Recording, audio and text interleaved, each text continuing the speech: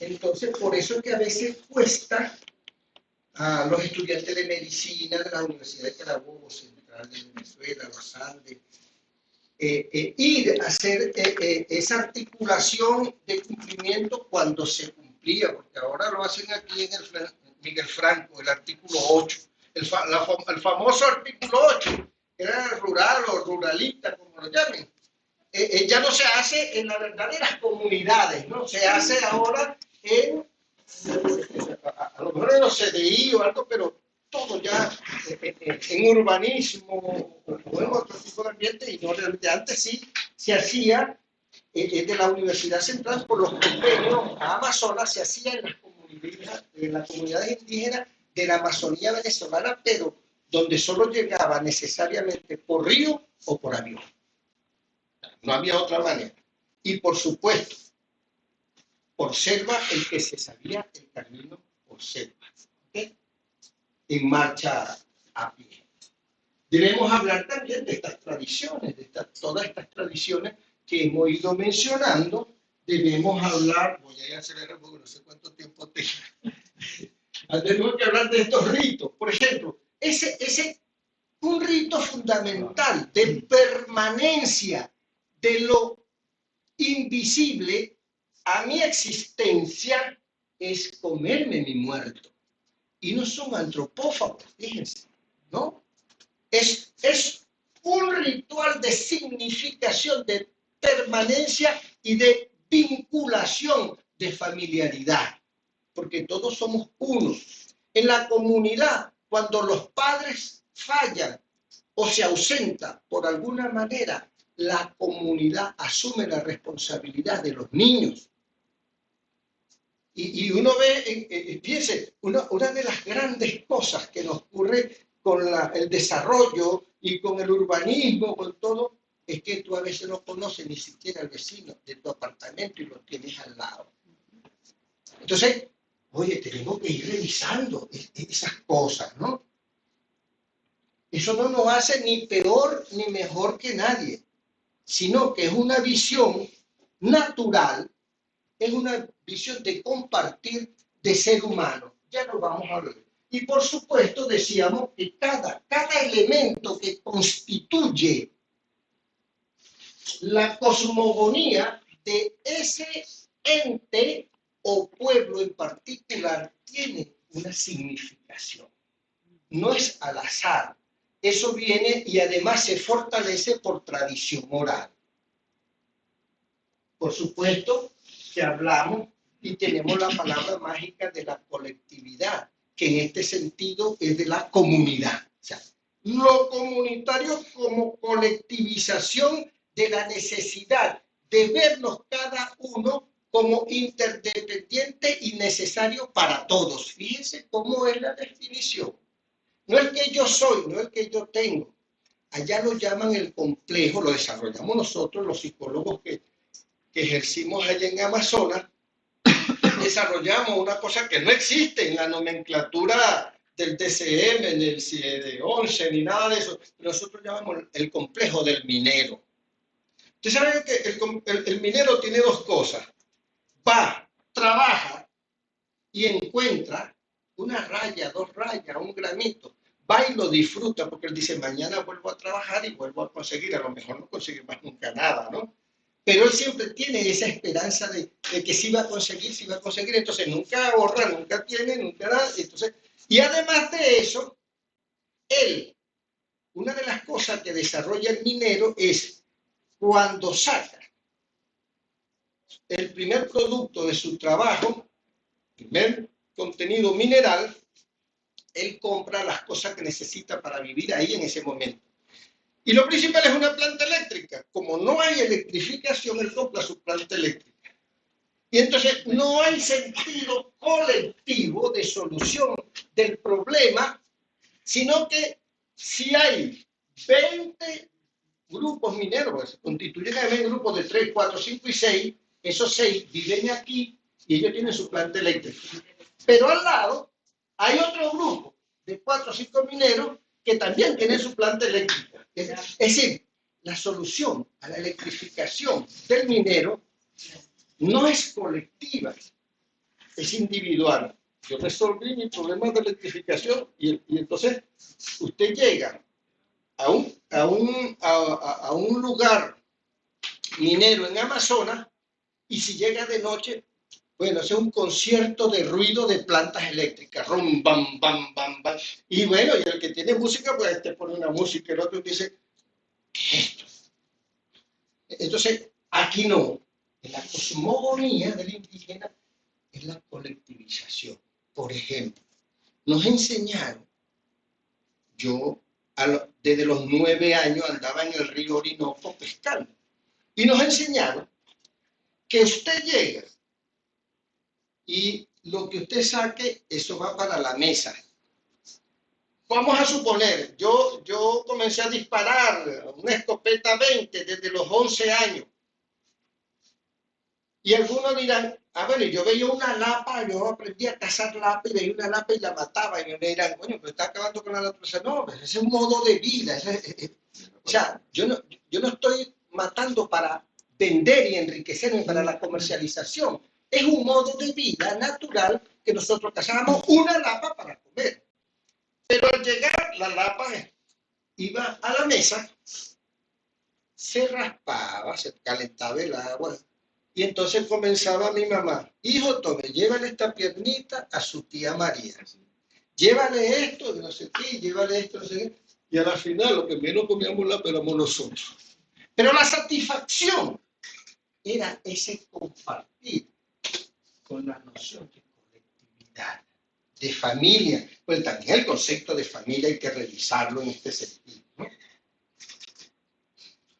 Por supuesto, hay que revisar la cultura. Hablar de cosmogonía indígena ancestral, hay que revisar las culturas. Las culturas tienen un concepto general, pero tiene una particularidad que lo constituyen los elementos propios del grupo. Nosotros, los Ñangatú-Yeral, por ejemplo, no nos la llevamos muy bien con los Cuinabe, los Piapocos y los Ibi, porque ellos son un colectivo, pero un colectivo desordenado. Ellos sí son un colectivo, pero un colectivo desordenado, donde todo el mundo quiere hacer lo que le da la gana. Entonces, los tupí y los independientes, que son los wotus, son muy organizados. Y usted llega a una comunidad hibi y eso es suciedad por donde usted se mete. Pero usted llega a un pueblo, Wotuja, o Tupí, Ñengatú, Yeral, y usted ve la comunidad limpia, porque cada uno ahí asume su rol. En este momento, este día le toca a fulano limpiar, el otro, y todo el mundo está asumiendo su rol. Decimos, ya vamos a ver por qué nos decían salvajes en algún momento. Por ejemplo, no hay disposición discreta por cloacas, por tuberías, ni nada por el estilo. Igual el agua potable. El agua potable se busca directamente al caño. Al caño que para acá es un río. Por ejemplo, para nosotros el Cabriales. El Cabriales. El Cabriales, eso con esto es un caño. Es un caño. Es un cañito. Río es el Orinoco. Río es tal, río es el otro, río es el Caroní, esos son ríos, no un cañito. Un cañito, los cañitos es para surtir de agua para tomar. Pero hay una cosa, la comunidad se forma acá. Dispensar la excreta es para acá y el agua se coge allá, porque el agua viene bajando para acá. Nadie enseñó eso. O sea, no hubo un médico sanitarista que enseñó eso. Entonces, ¿de dónde vino?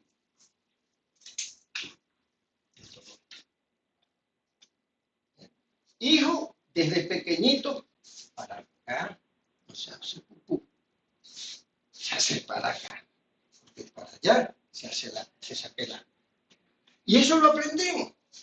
Y uno se forma con esa estructura. Ya le voy a... los Yanomami, por ejemplo, ya vamos a ver uno de los pensamientos Hubo un Yanomami que a uno de los sacerdotes allá en Amazonas, a ellos le dicen, a la gente que no es de la comunidad, no es del Chabono, le dicen Nape.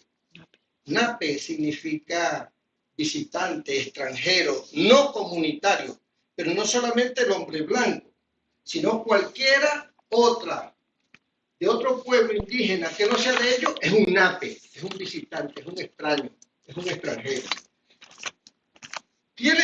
Entonces, este es una ocurre con él, porque él estaba estudiando antropología y le dice, yo quiero aprender, yo quiero estudiar antropología. Oye, qué interesante, un Yanomami que quiere estudiar antropología. ¿Y por qué tú quieres estudiar antropología? Bueno, porque si ustedes vienen para acá a estudiar, ¿no? ¿Por qué nosotros no estudiamos ustedes? Pues? ¿Pero qué tú quieres saber de nosotros, los Nape? Yo quiero saber porque ustedes son cochinos. ¿Cómo que son cochinos? Sí. Porque allá cada uno tiene su sitio para defecar. Y el Nape es cochino porque caga en el mismo sitio, o sea, en la misma poseta. ¿No te da asco eso? Y esa es la noción. O sea, ¿cómo es que un Nape acepta sentarse donde se sentó a otro a defecar? Eso yo quiero estudiar de ustedes, yo quiero estudiar antropólogo. Fíjense, toda esta riqueza que hay ahí. Y por supuesto, es mirar desde adentro. Es uno dice, ¿por qué los antropólogos estudian a los indígenas o por qué los indígenas no estudian a los Nape? Sí, ese compartir, ¿no? Es bien interesante. Por supuesto, decíamos que la oralidad es fundamental, que la narrativa constituye la formación de los testimonios de transmisión de los saberes, que la naturaleza es la base primordial del vivir, del compartir y del bienestar, del equilibrio, que lo podemos traducir en salud. El centro fundamental de la salud y sobre todo de la salud psíquica, de la salud mental, es la naturaleza. El ser humano en este caso constituye dentro de la cosmogonía un elemento más, pero la base fundamental, el centro lo constituye la naturaleza. Ya vamos a ver por qué razón y por supuesto de ese cúmulo, de esa enorme, de esa vasta sabiduría que hay en todo el continente americano sobre lo distinto temática. Y vamos a ver cómo eso se relaciona entonces con lo que llamamos y definimos con salud mental. ¿Okay? Por supuesto, debe haber una matriz cosmogónica que nos guíe. En las investigaciones, en los estudios que hemos nosotros como grupo iniciado, el sentido ancestral del indígena. ¿Sí? ¿Qué sentido tiene dentro de esos saberes ancestrales el hecho de ser indígena? ¿Y cómo definimos la cosmogonía indígena?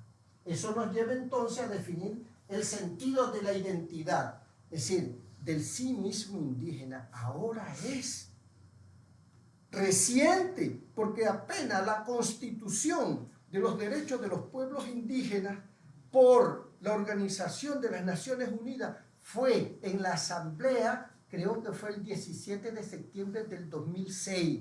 Sí, antier, eso, 2006 fue ayer, y mira todos los ciclos de saberes, de conocimiento. Entonces, ¿desde dónde estamos entonces mirando ese sentido de identidad como indígena? El sentido de etnia, que es un sentido antropoancestral que define, y por supuesto tenemos que especificarlo por cada una de ellas. Y el cosmo como centro reflejado en la naturaleza que proporciona ese equilibrio, ese bienestar y esa sabiduría. Vamos a ver entonces en qué sentido, qué representa eso. Eso fue una uno de la cosmogonía que yo abordé muchísimo en las investigaciones para la tesis doctoral. Me tocó ir a Cusco, a Moray, en la búsqueda de esa fenomenología indígena, originaria, con la salud mental. Tuve que ir a Moray, tuve que ir a todo lo que son los alrededores de Cusco, como lo que ellos definen el ombligo del mundo. Cusco, para el quechua y el aymara, es de ahí surgió todo. Ya vamos a ver una de las cosmogonías del quechua y del aymara. Me llevó, por supuesto, a buscar esas expresiones indígenas ancestrales que se relacionan con la salud mental y, por supuesto, basada en la cosmovisión en lo cultural y los saberes ancestrales. Parece mentira. Y hoy revisamos.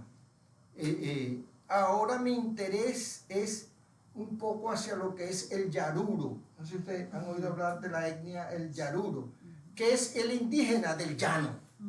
Yaruro, sobre todo sur de Barinas, sur de Guárico y el estado Apure. Ahí está el yaruro. Entonces un poco el yaruro, buscando a ver, porque el yaruro tiene esa conexión, pero no es con la selva natural, sino más bien con esa llanura y cómo vive un yaruro ahí en esa llanura y cómo se va relacionando con sus ancestros. Decía, y me llevó a Machu Picchu por esto. ¿Por qué? Porque en la UNESCO en el 2006 entonces comienza a reconocer que, fíjense, la riqueza cultural es intangible, está constituida por elementos invisibles que engloban los modos de vida, la medicina tradicional, como es una definición de allá, hablan de medicina tradicional, nosotros decimos de los saberes tradicionales, la religiosidad popular, los sistemas de valores, tradiciones, las creencias y los mitos. Eso lo define la UNESCO. Es decir, yo quiero ver, y le digo, estar en Machu Picchu es una concepción, es además una conexión con la ancestralidad, que es otra cosa. El solo pisar ahí, yo que vengo del monte, nosotros decimos de la selva, estar ahí, decía, ¿cómo entonces se sentía esta gente en ese momento, en el propicio momento de su convivencia y de su cotidianidad ahí? Era otro mundo en realidad, era otro mundo, era otra forma de ver. Repetimos lo que decía el doctor León, no es que sea mejor ni peor, ni que sea la única, es simplemente otra forma de ver las cosas. Y ya vamos a ver cómo en la cotidianidad del 2025 sigue manteniéndose eso. Si no, échense una visitica por allá, por la montaña del Sorte en Yaracuy. Si no, échense una visitica por allá, con los añú en el Sinamaica. Y si no, con los guaraos en el Delta. Y si no, simplemente con los caraqueños, los valencianos en Maracay. Porque cuando revisamos, resulta que todo esto era de población indígena. Todo, absolutamente todo era de población indígena. Entonces hay que buscar esa raíz, hay que ir viendo, hay que ir trabajando en función de eso. Por supuesto que me tocó ir a buscar en los pueblos indígenas las manifestaciones del arte rupestre que se relaciona con expresiones de salud. ¿Por qué significaba? Ramón Iribertegui es un sacerdote, hoy está retirado, vive en Orense, siempre nos comunicamos, pero él siempre me acompañaba porque él era el antropólogo que me ayudaba más o menos a interpretar estos contenidos, o se lo llevaba a la universidad, o llamaba al profesor Ñáñez, ya murió, otro antropólogo de la Universidad del Zulia, que trabajaba además en la Universidad de Mérida, para poder interpretar qué había dentro de la relación en la cosmogonía del arte rupestre indígena, cómo se relacionaba con eso. Y vimos que existe una intensa relación entre el cosmos, la naturaleza y esos saberes indígenas que depende, fíjense, de los mitos, de la simbología, de la oralidad, de la narrativa, ojo, y además un elemento de esto que llamamos trascendental, que trasciende, no es la trascendencia de la que lo vemos en Occidente. La trascendencia de este contenido es el cómo, ahora, inexplicable o no. Yo no pude traerle el ritual de curación en un chabono Yanomami para que ustedes pudieran ver, por ejemplo, decía, hablar de esto toda la mañana, pero ¿cómo yo pude grabar un ritual de curación de un chamán Yanomami en un chabono y cómo él pareciera que él se desprende? Eso que llaman posesión o espiritismo y otros elementos. ¿Sí? Ver cómo existe allá solo con el consumo de capi. O sea, consumen capi y ese capi como que lo lleva a un estado de trascendencia tal que es capaz de identificar cosas que lo que estamos ahí nos vemos. Y él es capaz de decir, usted está aquí por esto, por esto, por esto. Y uno decía, bueno, ¿y usted conoce mi historial o qué? Y así, claro, con el traductor aquí que va diciendo, ¿no? Él dice que usted es esto, él dice que usted... Y entonces uno se queda como que, mire, yo no sé si vuelan, pero de que existen, existen. Y por supuesto, esta relación de la cosmogonía, este es un chamán Wotuha Piaroa, esta relación de la cosmogonía con los elementos de espiritualidad, con todos los elementos que constituyen, por supuesto, teniendo siempre la naturaleza como centro. ¿Ok? Y además, la cosmogonía, por supuesto, fundamental es la creación. Este elemento dentro de la gran sabana, todos los tepuyes en la gran sabana tienen una significación para el Pemón. Y el Santo Ángel, el Churumerú, tiene una significación inmensa dentro de la cosmogonía, sobre todo por la creación y cómo se establece el vínculo relacional de saberes y de equilibrio, que es lo que definimos como salud. Ese bienestar está relacionado, además, con, fíjense la relación que hay, con hacia dónde sopla el viento y hacia dónde se mueve la cortina de agua que cae desde las alturas en el Santo Ángel.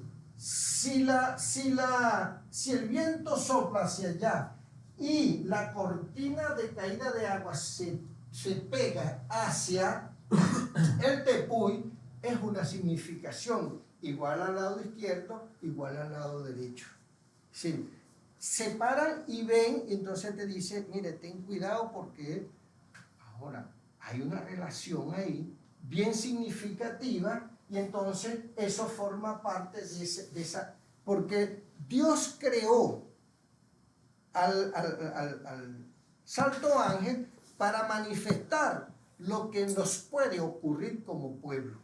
O sea, ahí nosotros viendo todo eso, y es la misma orientación, cuando uno comienza a revisar en la mitología, ¿qué pasó con la mitología griega? Usted ve toda la narrativa, toda esa oralidad que hay ya en escritura con Herodoto y todos los filósofos que posteriormente escribieron. ¿Qué es lo que está pasando ahí con ese historial de conocimientos y saberes? Igual ocurre acá. ¿Okay? Entonces, tiene una significación. Todo tiene. El monte Roraima, por ejemplo, eso tiene una significación importante para el Pemón. Igual vamos a ver qué ocurre con el Wotus en la Amazonía venezolana. ¿Qué significación tiene? ¿Cómo es la narrativa del mito de la creación en el Wotus? Igual, en el guarao, en el añú, por ejemplo, o en el yutpa. ¿Ok? Entonces, hay algunos relatos que hemos revisado, lo demás, que se relacionan con cada uno. Ustedes conocen esto porque esto fue un debate bien interesante que la abuela Cueca había ido a parar a Europa hasta que se pudo rescatar y se llevó nuevamente al pueblo pemuelo. ¿Ok? Entonces, ¿por qué razón? Fíjense. Ellos dicen, cuando llueve, cuando hay, o ese rocío que uno se levanta y ve en el carro, eso ellos lo llaman chiriqué yacutú, que significa saliva de las estrellas. O sea, y eso es un beneficio que se da para que las plantas, si ustedes ven el rocío en las hojas, para que las plantas reciban el riego de todos los días. Pero ¿de dónde viene eso en el Pemón? De la caída de agua del Churumero. Esa es la relación. Sin eso, entonces nosotros no tenemos fruto, sin eso no se da la comida. Y entonces a cada significación le tienen, fíjense, cuando hablamos de particularización de la cosmogonía, es porque en cada uno de los idiomas particulares se menciona cada componente. En el delta, por ejemplo, igual. Fíjense, cuando ellos dicen el olvidar no es que te olvido. O sea, el olvidar no es que te olvido. El olvidar es que rescate tu equilibrio. Yo no sé si olvidas o no, pero debes rescatar tu equilibrio. Porque la alteración que se manifiesta en tu comportamiento, en tu conducta, depende exactamente de ese desequilibrio que te ocurre producto de la desvinculación entre el hombre y su naturaleza. Y por supuesto, esta es la narrativa tomada de la cosmogonía del quechua, ¿okay? Sobre la creación del mundo. Entonces, cuando yo estuve con los huros en el lago Titicaca, ellos narran mucho eso, de dónde vienen ellos, qué fue lo que ocurrió, cómo su Dios máximo, el que nosotros llamamos aquí Jehová, cualquier denominación que se le dé, para ellos se llama Viracocha. Se llama Viracocha. Y gracias a Viracocha existe Inti. Inti es el sol. Y ellos lo llaman Taita Inti, papá sol. Porque gracias al sol y gracias a Mamá Quilla, que es la luna, nosotros podemos tener equilibrio. Y fíjense, y cuando nosotros aquí observamos que a alguien le pega como una locura, entonces decimos, ese anda lunático. ¿No es así? Ese anda lunático, le pegó la luna. Porque se ha demostrado científicamente, estudiado por lo que estudian, esa especialidad, que los movimientos lunares influyen directamente en los estados psicoemocionales del ser humano. Y ya esta gente hablaba de eso hace tiempo. Fíjense, nosotros lo aprendemos ahora aquí, estudiamos psicología, mire, sí, los pasajes lunares y las cosas y cómo se relacionan con la personalidad del ser humano. Bueno, aquí tenemos todo eso. ¿Y cómo Viracocha determina si Taita Inti y Mamaquilla están bien, nosotros estamos bien. Yo recuerdo que allá en mi pueblo, cuando llueve y el sol está como está ahorita, nosotros decíamos, están peleando. Hay una pelea entre la luna y el sol. Y lo que están haciendo es que alguien está llorando. Fíjense, O sea, porque esa era la narrativa, esa era cómo manifestamos el testimonio de lo aprendido, en términos de que se produce un desequilibrio, si llueve pero con el sol, así como está en este momento. No puede ser, o si llueve, llueve, o si no, o si sale el sol, pero que llueva con el sol así y se mantiene la lluvia y el sol así, resplandeciente. Y uno decía, están peleando y alguien está llorando. Fíjense de cómo estamos de alguna manera dentro de la cosmogonía marcados por esos saberes. Y esta es la narrativa precisamente del Wotuha, de cómo ellos explican en su cosmogonía el hecho de la desvinculación del ser humano y por qué el ser humano enferma. Esto es en los 4 ríos, Guayapo, Cuao, Sipapo y Autana. Este es el Tepuy Autana porque está más cerca del río Autana. Pero entonces allá ocurre que ellos explican mucho para estudiar en su cosmogonía lo que es el comportamiento respetuoso de los que ellos llaman los 5 elementos que median el comportamiento humano: la ética, la moral, los principios, las normas y los valores. Fíjense, ética, moral, principios, normas y valores en la cosmogonía del Wotuha nacieron de aquí. Porque este era el árbol frondoso de la creación que tenía todos los frutos del mundo para alimentarse.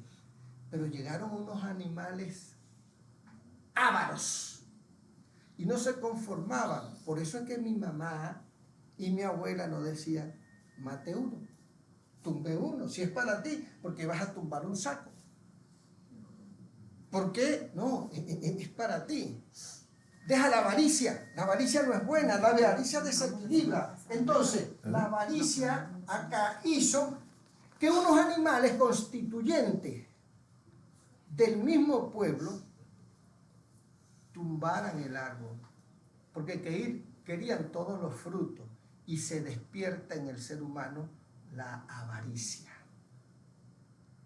O sea, la avaricia, la deshonestidad, el incumplimiento de las normas, el incumplimiento de los principios, la conducta antiética, que desequilibra absolutamente toda la vida cotidiana en la comunidad. Y así se mantiene entonces el método de explicación en la cosmogonía de la creación del Wotuha, porque el indio Guajari, y lo van a ver, allá están, mira, ¿ves?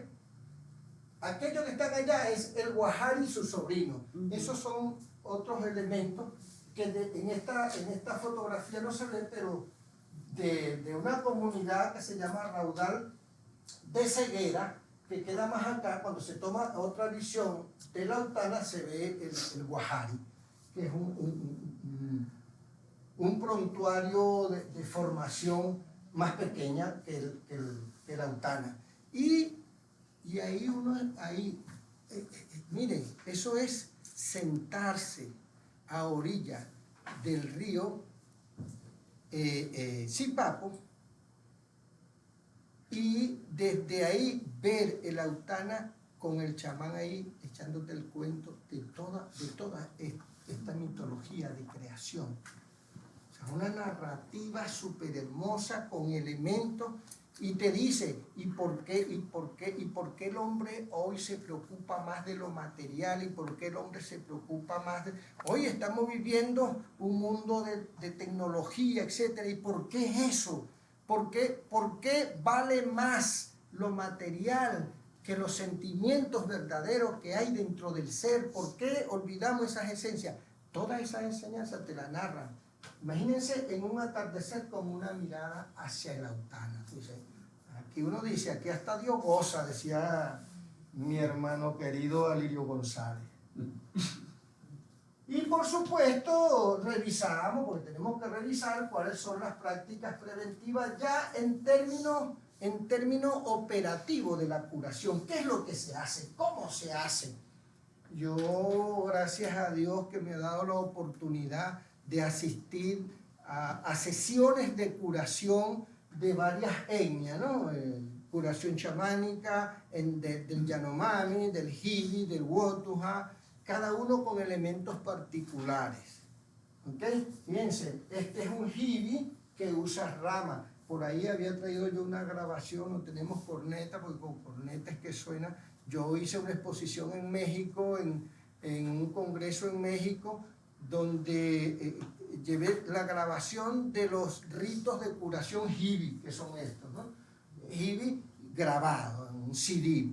Aquí mismo en Valencia lo desgrabaron y lo pasaron a CD y con un sonido nítido muy hermoso, y decían, usted está triste. Allá dicen que el atardecer, lo que el llanero llama el sol de los venados, ¿saben cuál es, no? Ese atardecer silencioso, entre penumbra y oscuridad, pero aquello que no es de noche ni es de día. Cuando está cayendo el sol de los venados, que llaman, allá dicen el sol del piapoco, del tucán, y que cuando el piapoco canta, pega en el corazón y en la mente del despechado. Y se pone a llorar solo ahí, porque es un canto melancólico, y yo lo grabé.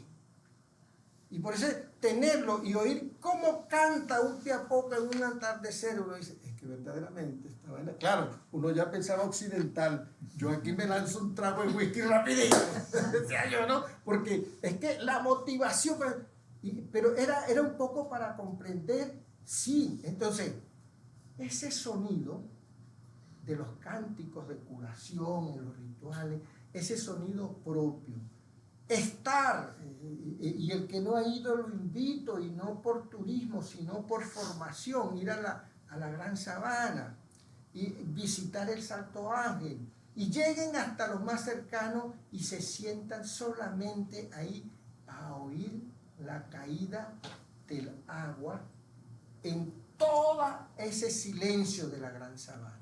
Y van a ver que se llenan de una energía distinta.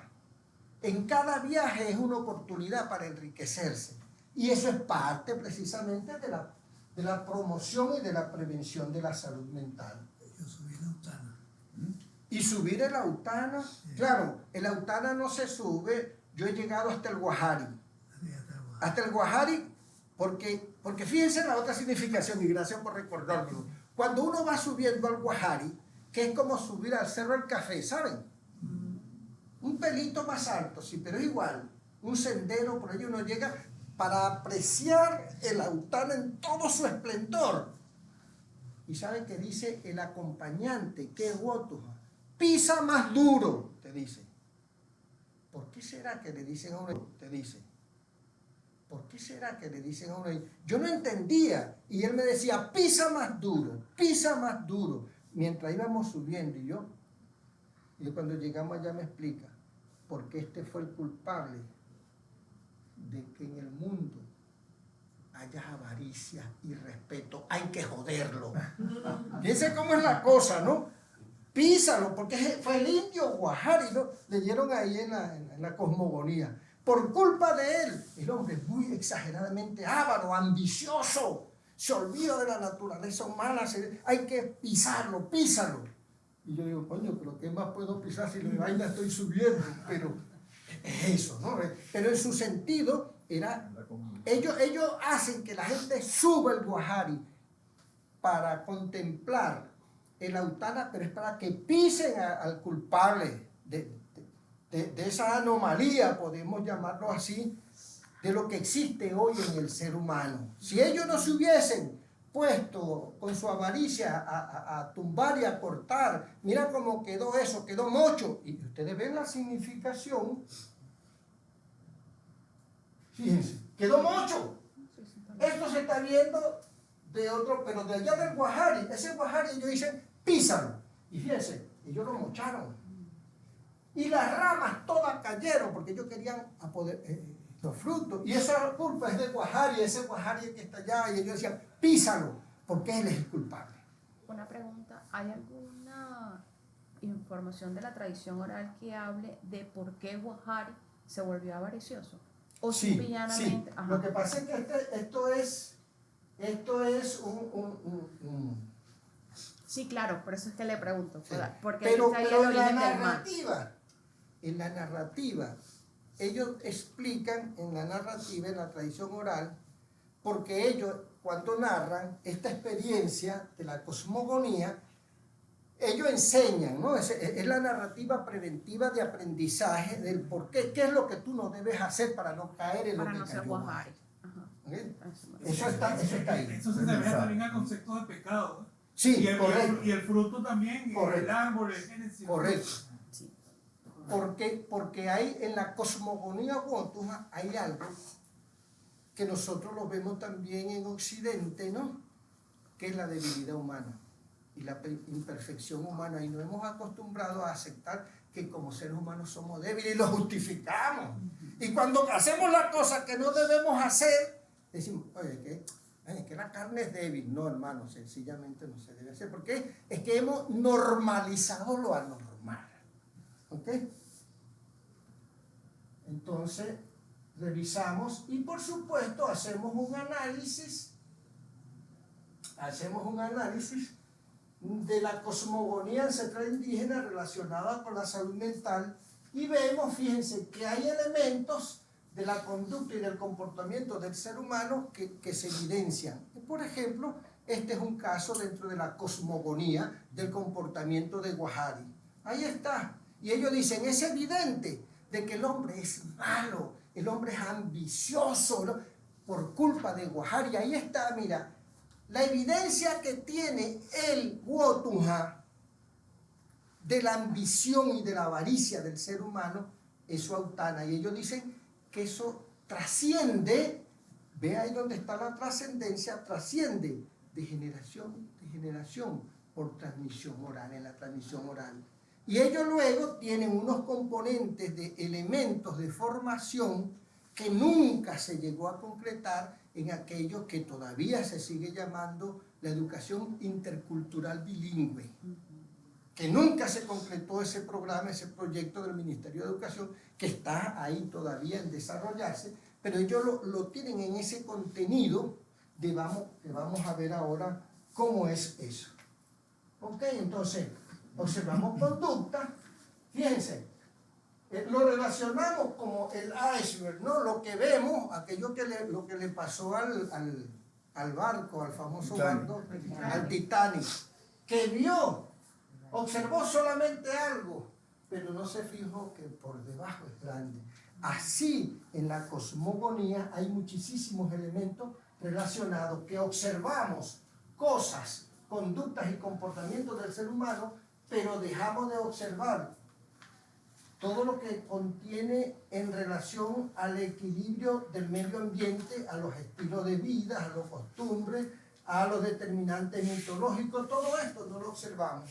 Entonces, ¿qué hace la medicina tradicional, positivista, hegemónica? No descalifico más al doctor León. ¿Qué hace? Observa conducta y comportamiento. Medicina con el neurólogo, se te ama.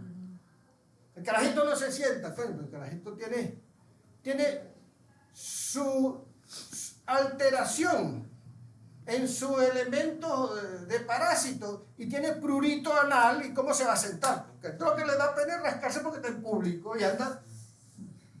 Decía mi abuela, y me disculpan las damas aquí, con una picazón de trasero, pues.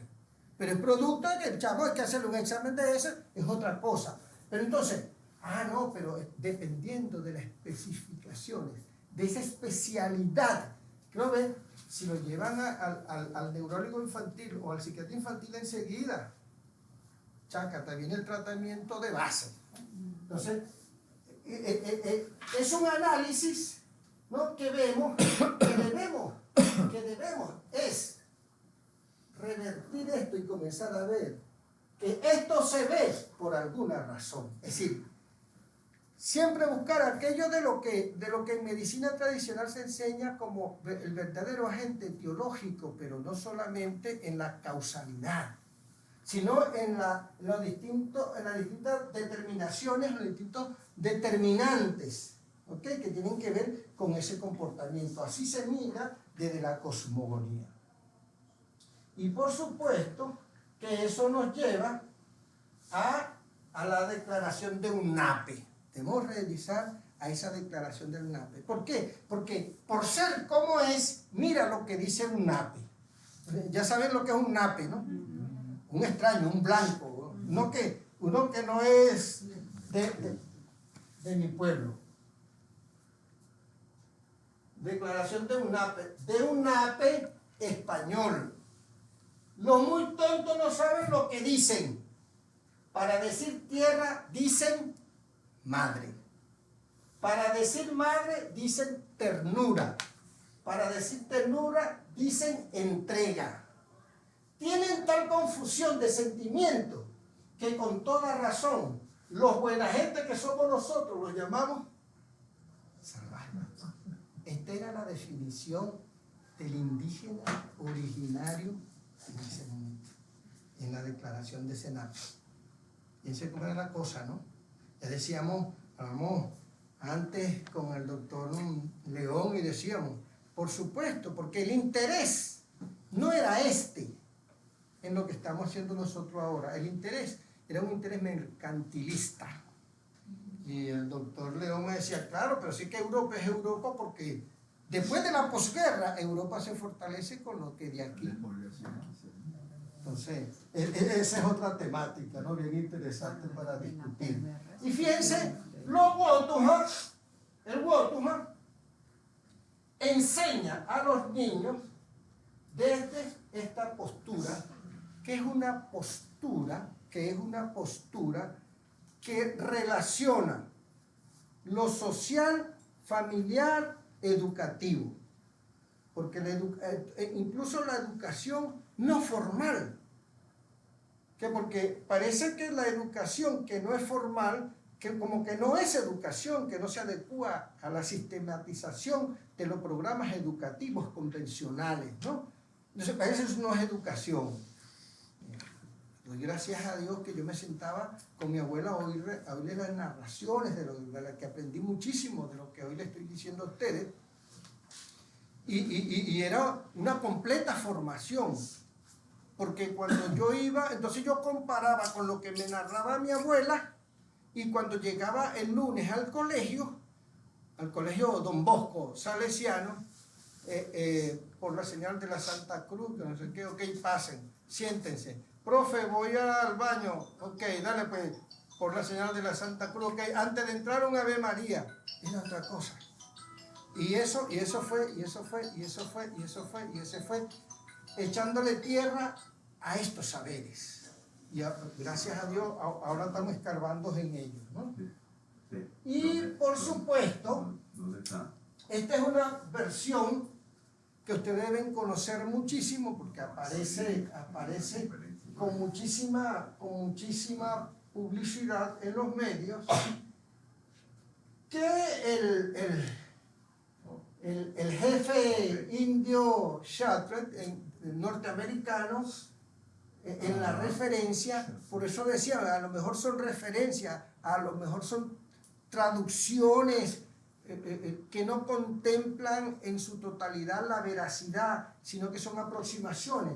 Pero en esta traducción se traduce que solo cuando se contaminen los ríos, mueran los animales, se sequen los árboles, se acaben los peces, es que el hombre blanco comprenderá que el oro no se come. Y esto se está apareciendo muchísimo, porque yo estuve ahorita en las elecciones del 27, no hace mucho, hace un mes atrás, de los alcaldes, y visité en el municipio de donde vengo, que es el municipio de Atabapo, la explotación minera, y eso es lo que da tristeza.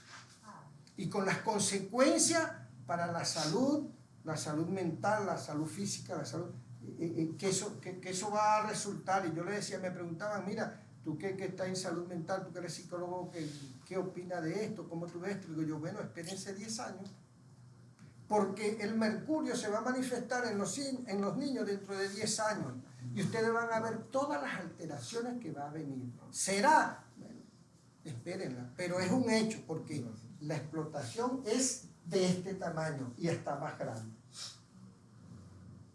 Y por supuesto, entonces relacionamos el buen vivir y la salud mental, ¿ok? Que depende de las relaciones, de las interacciones, de la convivencia, del equilibrio de la conducta del hombre con la madre tierra. Es decir, no podemos desvincular cada vez que nosotros abordemos la salud mental.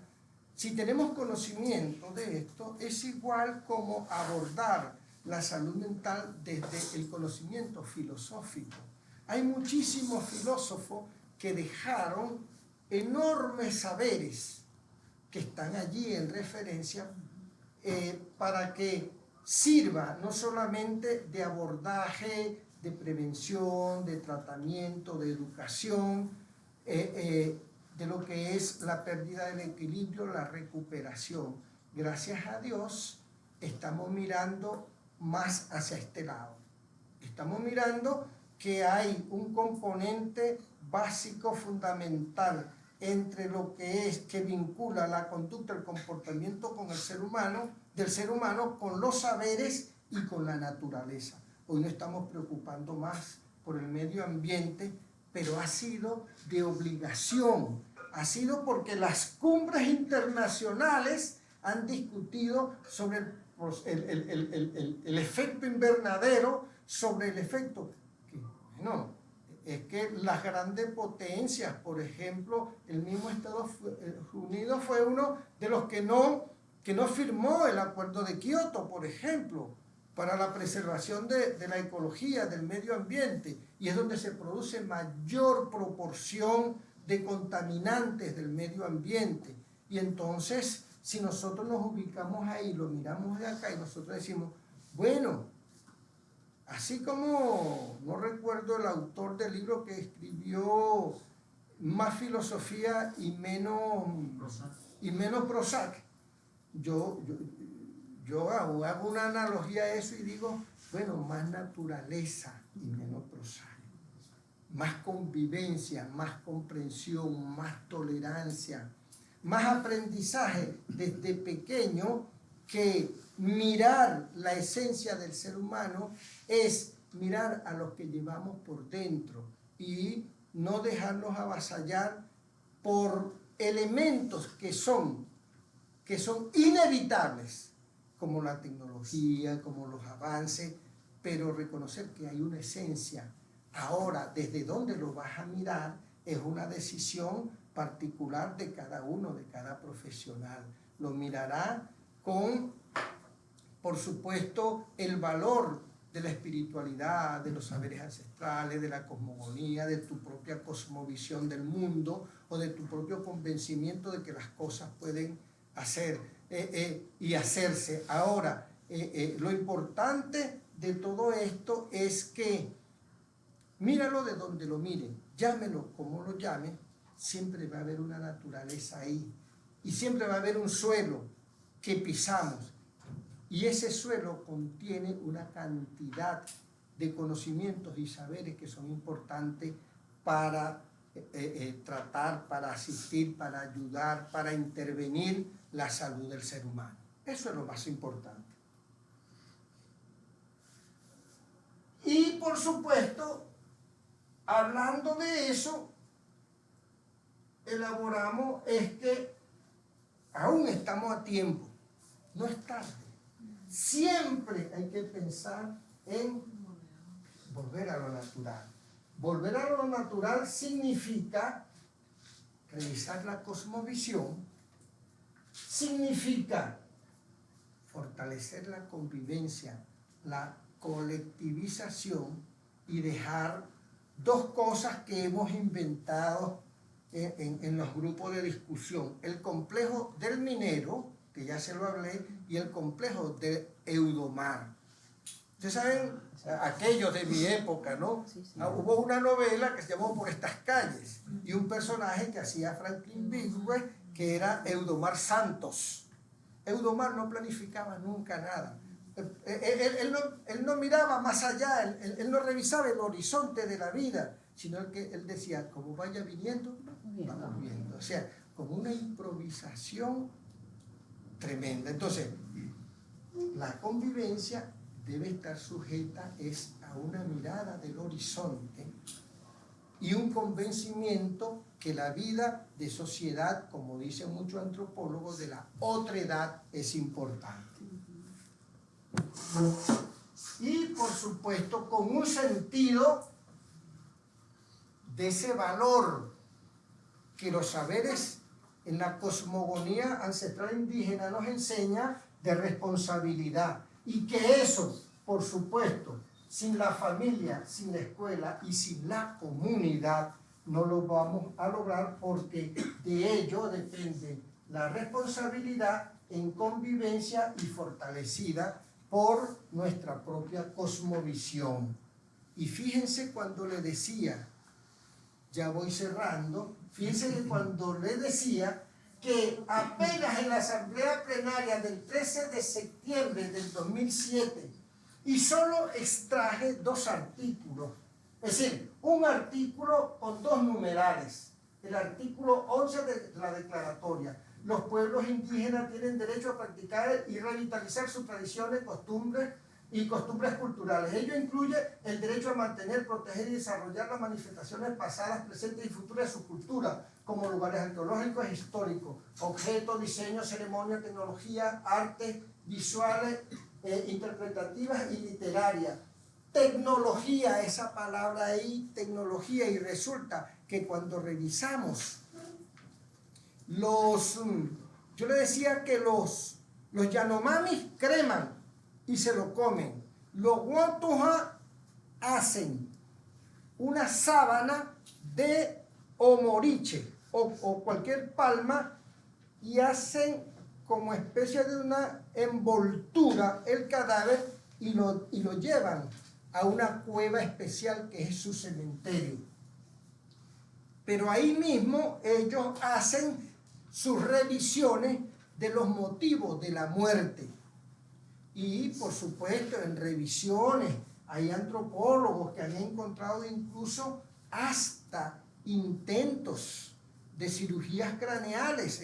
En Cusco lo vi, cómo hacían ellos, y tienen el cráneo ahí, mira que este es el orificio donde para ver, pero no era la significación de hacer una neurocirugía, es que era para liberar el espíritu maligno que tenía dentro y por qué él se estaba comportando como se comporta. Igual como sacar el espíritu ahí en una posesión del poseído en la montaña del Sorte, ¿no? Entonces, el numeral 2, los estados proporcionarán reparación por medio de mecanismos eficaces que podrán incluir la restitución establecida conjuntamente con los pueblos indígenas respecto a los bienes culturales, intelectuales, religiosos y espirituales de que hayan sido privados sin su consentimiento libre, previo e informado o en violación de sus bellas tradiciones y costumbres. En relación a esto, a la Constitución de Venezuela, nosotros tenemos todo un capítulo de los derechos de los pueblos indígenas que está ahí inerte. Y hay una jurisdicción especial indígena que igualito. Mi tesis de especialidad de salud y desarrollo de adolescente ahí en la Universidad de Carabobo fue sobre el despertar psicosexual de las jóvenes adolescentes hibi de la Amazonía venezolana. ¿Y saben qué me encontré? Que el pasajaima, que llaman ellos, es el rito del desarrollo. Cuando aparece la primera gota de sangre en la adolescente, ella es separada a un quimeboto, lo llaman ellos, que es una churuata por allá, sola, que no la puede ver ni hombre ni mujer, solo la abuela, que la va a enseñar a lavar, a fregar, a cocinar, todo eso allá, y le va a dar la educación allá. Y le llevan todo, la comida, le llevan todo por 30 días. A los 30 días, fíjense, si es a los 10, es a los 10, si es a los 11, a los 11, si es a los 12, a los 12. Pero a los 30 días ella sale. Pero en esos 30 días, los muchachos de la comunidad manifiestan su interés por casarse con ella. Es decir, no, yo la quiero para mi mujer. Ah, bueno, ok, ¿cuántos son? 6. Ella sale del sitio, se para aquí y los muchachos detrás de la churuata, y vamos a suponer que el río está allá en la avenida. Ella tiene que correr de aquí hasta allá, porque el jefe, el comisario, da la orden en un tiempo prudencial, no sé cuánto tiempo, pero es un tiempo que ella sale corriendo y después le dicen, listo, y ellos salen corriendo, el que la atrapa es de él. ¿Qué significa eso? Que no hay derecho al enamoramiento, no hay derecho al cortejo, no hay derecho a eso. No, o sea, no, usted se dejó atrapar, váyase y lo entregan y después hacen, inmediatamente van al río, van al caño, la limpian, la bañan, la purifican, dicen ellos, y después viene la celebración del matrimonio con quien la atrapó. Y si no la atrapan, después ella elige, cuando ella quiera, con quién casarse, con quién emparejarse. Pero si se atrapa, en ese mismo momento, en ese mismo momento, es el casorio. En ese mismo momento, limpiecita y... Por eso es que la otra cosa que se discutía en ese momento, en el 2009, cuando yo hice mi especialidad en salud y desarrollo de adolescentes, en ese momento había la discusión, porque ahora, dentro, y tenemos un colega abogado acá, dentro de la conformación de la jurisdicción de violencia contra la mujer, si lo vemos fíjense, si lo vemos de nuestra propia cosmovisión jurídica, porque eso es la cosa, ¿no? Que hablamos aquí, y esto está por verse, esto es letra muerta en manifestación, y siguen dándose los rituales del desarrollo del despertar psicosexual. Ahora, ¿eso representa una violencia? ¿Es una violación? Sí. Y en el Piapoco, que para el chamán autorizar que se case primero, la relación es con él, es una violación. O sea, son interrogantes para abordar, para discutir, para revisar. El chamán es un chamán de 60, 70 años, pero debe poseerla para que ella pueda casarse protegida. Imagínense ustedes. O sea, si ella no va con el chamán antes de enfrentarse allá, va desprotegida, va maldita, pues así, una vaina así de esa, ¿no? Pero fíjense cómo es. Bueno, esa es la cosmogonía, es eso. Esa es nuestra realidad 2025, muchachos. Eso no es que yo estoy hablando, no, 2025. Y en el 2009 yo hice mi especialidad, hice mi tesis de precisamente eso, del despertar psicosexual, porque me llamaba la atención. ¿Y cómo ustedes se casan? No, y puedo traerles y decir, mira, aquí están las muchachas, tengo con consentimiento informado de narrativa, y usted cuántos hijos tiene. O sea, si ella a los 12 años, a los 13 está pariendo. Entonces se despierta aquella inquietud que precisamente en ese año el estado con mayor embarazo en adolescentes era Amazonas. Pero para ellos, no, normal. La gente está loca. Eso son ellos, nosotros no. Para nosotros es normal. Es normal que ella se case a los 13 años, a los 14 parió. Se dejó agarrar, porque no parió duro. Pues. Ve las cosas. Y es normal la pederastia. Es normal. Hay un comportamiento que no me acuerdo bien de los hacendados, que tienen un derecho a poseer a... Correcto. Pero no me acuerdo bien En México es... Pero ya era de hombre blanco, ya era de los hacendados, sí. poseía la... O sea, lo que vivían ahí, él tenía derecho sobre la hija, pues, de los... La prima norte. Prima norte en Europa. La prima dote en la Edad Media. Es decir, fíjense cómo estamos acá, hablamos de la conformación indígena, y fíjense cómo es el comportamiento. Y hay comportamientos que se estudian y ustedes dicen, ahora, es no una posible. conducta eugenésica, porque el más rápido transmite ese gen. Por ahí va la cosa. Literal. Miren, ustedes saben, yo me sorprendí, el Raudal de Danto se llama, la comunidad del río Cuau, donde hice mi tesis doctoral, uno de los centros de de recolección de información para la tesis doctoral fue el río Cuau. Y yo me sorprendí cuando yo veo a un niño que cae y comienza a convulsionar. Y yo no le traje la foto, porque yo tengo una foto también que hicieron, y ustedes dicen, una amputación infracondilia que llaman por debajo de la rodilla ahí, que lo hizo la chamana, perfecto. Y yo se lo enseñé a un traumatólogo aquí, profesor de la Universidad de Carabobo, me dijo, ¿quién hizo esa vaina? Bueno, la chamana allá donde yo estaba, no es posible. Una vaina pero perfecta, y no han estudiado medicina nunca. Y no se desangró, porque lo mordió una serpiente y ¡chan! Ahora, en este caso yo encuentro a un niño convulsionando, lo agarramos y viene una señora y dijo, no lo toque, déjalo. Soltamos. Y ella llamó a dos muchachas, porque tienen que agarrarlo, jóvenes. Lo agarraron jóvenes y se lo llevaron por allá. A una especie de jaula, pero con palma, una jaula así de palmera, y metieron al muchachito ahí. Y al rato viene la señora, la vieja, con una bolsa, también de una bolsa de palma de cucurito. No lo conocemos. Que eso sea de donde hacen los guayucos, donde se saca la tela para los guayucos, cucurito.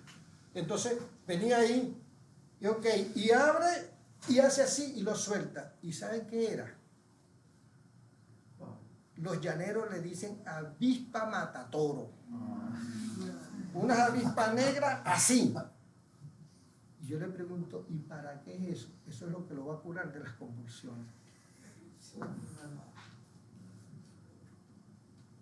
es que aquí para nosotros es extraño, porque usted va y que le mete un Valium, una cosa de esa, ¿no es?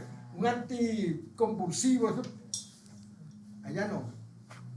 Y como a los 20 minutos, claro, digo yo, que no soy médico, pero digo yo, se le pasa, él se recupera, porque además tenía que estar sufriendo de epilepsia, ellos decían que se iba a curar de esa manera, se le pasa el estado convulsivo, y el niño llega, ¡pac!, abre la jaulita y sale tranquilito, y me dice, ¿vio que se curó?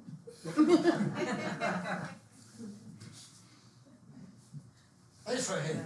Claro, para la Organización de Naciones Unidas hay que preservarlo. Claro, el hecho no es no mirar las cosmogonías, la salud mental dentro de los pueblos indígenas, o sea, como yo digo a veces, como un elemento propio de un museo antropológico. No. Yo creo que ahí hay que rescatar saberes, buscar y a ver cómo nos adecuamos para que nuestra conducta, eso que observamos en el análisis, lo que observamos, nuestra conducta, nuestro comportamiento, se adecue con este elemento.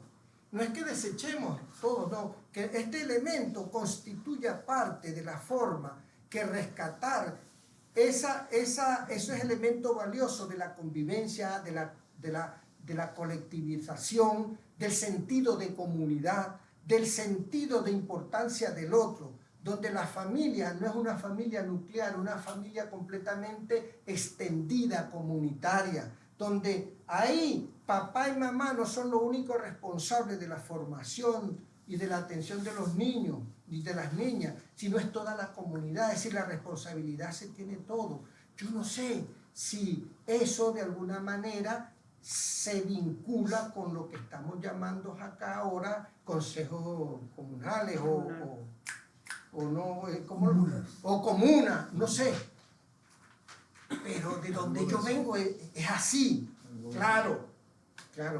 Ahora que fui recientemente ya no es tanto, porque había que reírse, ver un chamo con un chorcito casi guayuco, descalzo y sin camisa, buscando señal con el celular para ver videos y vainas. Entonces, esa es otra realidad. Sí, claro. Y me decía, coño, ¿cuándo te vas? Dame tu WhatsApp, ¿vale? Y yo, no, eso también es una realidad.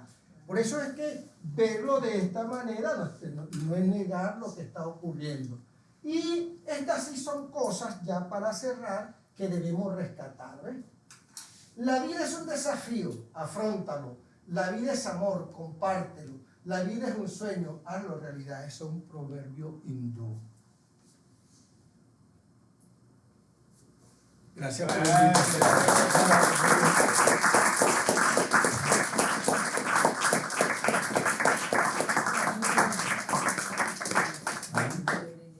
Que sea un lugar como mejor imposible. Hemos pedido a Jerónimo Sosa, en esta parte de los comentarios, que nos haga un primer comentario y luego abrimos preguntas, comentarios y respuestas. Bueno, yo creo que Roger ha expuesto muy claro lo que es la cosmogonía y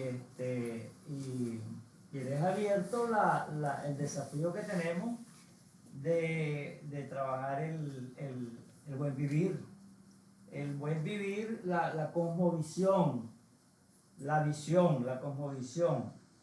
Y plantea las bases, pues, las bases que es una estética del vivir, y una estética del vivir, sin el convivir no es posible imaginarlo. O sea que la base es el vivir y el convivir. Entonces hay un elemento aquí que destaca. El otro elemento que destaca es el sentido de comunidad. Entonces, el Summa Causai plantea vida plena y el Summa Gamaya plantea vida plena, pero el Summa Gamaya habla de saber. Entonces, ahí hay elementos que son fundamentales, ¿no? ¿Cuál es la idea que quiero transmitir? Bueno, el desafío fundamental es que el buen vivir se ha distorsionado de una manera tal que el buen vivir entonces es el eslogan para una tarjeta de crédito, es la base de una propaganda política, es lo que promueve un banco. El buen vivir es la publicidad de un banco. Entonces, ¿cuál es el problema que tenemos? Número uno, que quiero yo, llamar la atención, porque la cosmogonía está excelente, la presentación de Roger, y me hace recordar muchas vivencias de cuando trabajamos juntos, esas cosas maravillosas. Ahora el desafío es ¿qué hacemos con el buen vivir? ¿Dónde quedó toda esa negación histórica que ha venido desde ahí? La negación histórica, por ejemplo, sencillo, ejemplo concreto, la primacía de la mujer. La primacía de la mujer, por ejemplo, en los guayú. ¿A qué nivel llegó a estar considerada la mujer? Que el hijo es sangre materna, básicamente. La filiación con la tribu es materna, es matrilineal. ¿Y de dónde venía eso cosmogónicamente? De la divinidad. De la divinidad también, la divinidad mujer, la más. Y la gran abuela tierra. ¿Por qué? Porque tenemos unos elementos desafiantes, ¿no? El primero es la reconceptualización. O sea, ¿de qué hablamos cuando hablamos de buen vivir? Por ejemplo, hoy tenemos claridad en lo que es la cosmogonía, por ejemplo. Aquí hay un ejemplo bien claro de la cosmogonía. Pero cuando hablamos de buen vivir, ¿de qué estamos hablando? O sea, la polisemia tiene tantos significados que allá hay un desafío. Entonces, el otro día que estuvimos reunidos hablábamos que las propuestas son maravillosas, pero muchas veces no prosperan, no agarran fisuras, no abren espacio. ¿Por qué? Porque nos falta el sustento, nos falta a nosotros mismos conocer de qué hablamos. Entonces habría que clarificar bien cuál es de qué hablamos como buen vivir, a qué nos estamos refiriendo. El buen vivir, como hemos trabajado, hemos publicado cosas sobre el buen vivir como epistemología del buen vivir, vertientes filosóficas de la educación, de la salud. Buen vivir, sin salud no hay buen vivir. Y el buen vivir, sin buen vivir tampoco, sin salud, sin buen vivir tampoco hay salud. O sea, no puede haber salud. O sea, que ahí hay una matriz, buen vivir, salud, buen vivir, salud mental, salud colectiva, es una matriz. Pero nosotros somos los primeros que tenemos que decir, bueno, vamos a discutir qué es, de qué estamos hablando, cuáles son sus principios, qué principios, dónde está el debate, porque ese debate es un debate ideológico. Está en el centro de un debate ideológico fundamentalmente, porque hay una confrontación, llamamos paradigma porque se entienda, ¿verdad? Llamamos de paradigma ancestral, cultural de la vida, porque el centro es la salud y la vida. Entonces ya no es el centro, ya no es el hombre, ya no es antropocentrista, ya no es tampoco la cultura etnocentrista, de que esta cultura es mejor, la mía es mejor, la moderna es mejor, la otra cultura, no. Ahí están los problemas, el antropologismo, ¿no? De que se cree que eso domina la idea, la religión, la política. Bueno, es un problema político también. Entonces aquí hay un problema, un tema epistemológico, de cómo vemos eso, cómo se ve, cuáles son sus fundamentos. Hay un tema filosófico, es una filosofía, es una estética de la vida, ¿no? Hay un tema de derechos que es impresionante en el elemento de la cultura, la interculturalidad, el derecho contextualizado en la cultura. Hay un tema político, porque aquí hay un tema político de lucha por los derechos. Un ejemplo, si uno revisa las leyes, revisa los contextos del derecho y derechos humanos, ok, ahí hay toda una discusión, ¿quién dice que son humanos? ¿Quién define esos derechos? Ahí hay una negación de los derechos fundamentales del buen vivir. El paradigma moderno es antagónico a la vida. Es antagónico a la vida. O sea, las consecuencias son antagónicas a la vida. Entonces tenemos que conocer bien esas visiones, contrastarlas. Entonces, por ejemplo, el de la ley. Bueno, aquí hay una cantidad de elementos de ley. La ley natural. Leyes naturales. La ley natural tiene que ver, o sea, nosotros hablamos de naturaleza y empezamos a ver entes, ¿no? Entes en interacción, en relación, en especie. No, pero naturaleza es la existencia toda. Naturaleza es la existencia toda. Aquí hay una visión del ser que compartido. El ser, la esencia del ser, lo ontológico, la esencia de ese ser es un ser que se comparte.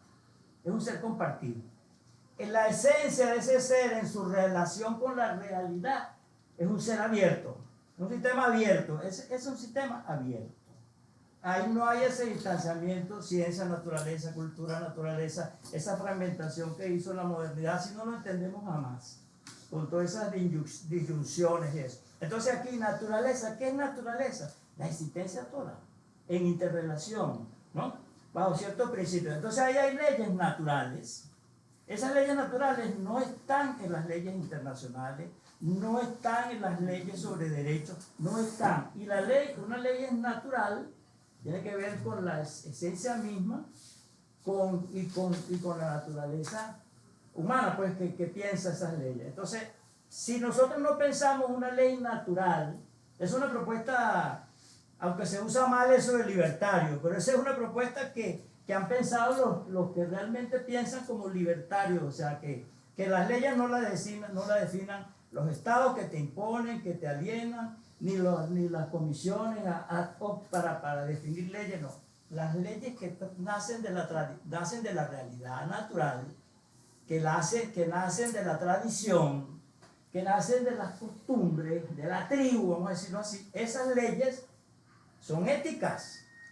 Esas leyes son universales, esas leyes son inobjetables, esas leyes... Si nosotros pensamos, ahí hay un elemento, por ejemplo, de trabajo, ¿no? Son elementos de trabajo. ¿Cómo hacemos nosotros cuando comprendamos bien para establecer una verdadera comparación entre las dos visiones? Entre la visión ancestral, porque lo primero que dice la gente, no, pero los indígenas viven muy mal. ¿Tú quieres regresar a eso? Es un atraso. Yo viví todas esas cosas, muchísimas de esas cosas que tú decías en la infancia, en los pueblos, eso era maravilloso. Yo me acostumbré a eso. De la olla para la vecina, no me la devuelves vacía. Y yo me acostumbré a todas esas cosas. ¿Por qué? Porque ahí habían valores, principios fundamentales, que son principios fundamentales de la salud colectiva también. Reciprocidad, cooperación, reciprocidad, esas leyes, ¿no? De complementariedad. Entonces ahí está el detalle. No, las leyes, ¿cuáles son las otras leyes? Competencia, ¿entiende? Vivir mejor, la historia está en el confort y todos los enfoques que tú veas. Un ejemplo, otro ejemplo. Estoy tratando de motivar un poquito a que tenemos que investigar eso. Tenemos que conceptualizar, tenemos que ver dónde estamos. Hay una epistemología, hay una filosofía existencial del vivir y convivir, una estética. Hay varios elementos más teóricos.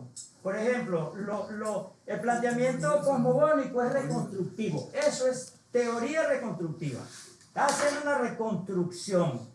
Esa reconstrucción es emancipadora. Entonces, le está haciendo justicia cognitiva, teórica y justicia vivencial a esa experiencia antropológica, digámoslo así lo puede entender uno ahora. Ese es un tipo de investigación de ciencia recuperadora, recuperacional, pero hay otras que son también hermenéutica histórica, por ejemplo, profundizar esa experiencia, ¿cómo es lo histórico ahí? ¿Cuáles son los principios? Entonces uno puede trabajar con esa matriz: buen vivir, salud mental, salud colectiva, que tiene muchos elementos, Nada más esos principios, si uno profundiza cada uno de esos principios, el de la reciprocidad, mira, es que de ahí salió la complejidad. De ahí salió la complejidad, la visión de complejidad sale de ahí.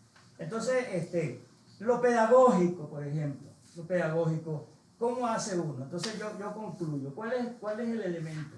Si no trabajamos nosotros en clarificarnos, si no pensamos qué hacer con el buen vivir, lo vamos a dejar así para la publicidad y el buen vivir, o realmente hay elementos que podemos rescatar. Por supuesto, está en el pleno debate ideológico la confrontación de ese modelo, de todo lo que es modernidad, colonialidad. Es una categoría extraordinaria. No solamente hay centros de investigación de modernidad, colonialidad, el elemento de la interculturalidad. ¿Por qué? Porque la ideología separa, fragmenta, divide, domina. Sí, pero la ideología también es mediación. Ahí hace falta una mediación. Hace falta una mediación de elementos con nuestro momento actual y donde podemos encontrar fisuras. Por ejemplo, en el proyecto educativo. Habría que ver cuánto en el currículum, como filosofía, como cultura, está la convivencia. El convivir. Pero tú vas a convivir, entonces necesitas una concepción de ser. O sea, ¿cuál es el ser que puede convivir? ¿Cómo ese proyecto, la convivencia está en el currículum, está en la escuela, desde temprano, así como tú estabas mostrando? Desde temprano se aprende a convivir. Hay actividades de convivencia, de reconocimiento del otro, del desarrollo de ese sentido, porque, por ejemplo, en la universidad no existe ya sentido de comunidad, por ejemplo. Eso es totalmente contrario, no existe el sentido de comunidad. Entonces, bueno, termino ahí. Yo creo que a pensar qué se puede hacer, y por supuesto, el buen vivir merece su discusión más profunda, completa. ¿Qué significan esas cosas? ¿No? Entonces dejo esa idea ahí. Hay muchas vías, estudios culturales, por ejemplo, si se hace un posgrado, entonces, ¿cómo conectamos realmente buen vivir, salud mental, salud colectiva? Claro, porque es armonía, el equilibrio, ahí hay elementos, el de las leyes naturales es un elemento profundo, porque sí se avanzó en los derechos de la tierra, ¿verdad? En los derechos de la tierra, en eso sí se avanzó, pero eso, y el otro elemento es en lo político, ¿qué fue lo que llegó al Ecuador? ¿Qué fue lo que llegó a Bolivia? Hay que retomar eso, ¿qué llegó a las constituciones? ¿Y dónde está eso? ¿Qué pasó con eso? ¿Qué quedó? No, ¿cómo se puede encontrar fisuras para que se pueda, digamos, rescatar muchos elementos? Porque si nada más se analizaran y se criticaran de manera altiva, ¿no? La ideología, imagínate, habría tela para cortar, nada más con ver los resultados, veamos los resultados climáticos, nada más con ver los resultados del desastre climático, nada más con ver los resultados. Aquí se estuvo planteando cuando Rigoberto Urán sacaba unos escritos en el Nacional, desarrollo insustentable. Eso sonó en algunas reuniones y se llegó a hablar de desarrollo cero. Eso es hace años, desarrollo cero. Los más radicales decían desarrollo cero. Ahorita es puro gatopardismo, ahorita es las reuniones esas para que no pase nada. Porque porque el negocio y la industria y eso dejó de pensar en todas esas cosas. En la naturaleza, lo importante de la naturaleza para la vida, es la fuente de la vida, es la naturaleza y el amor, esa es la base.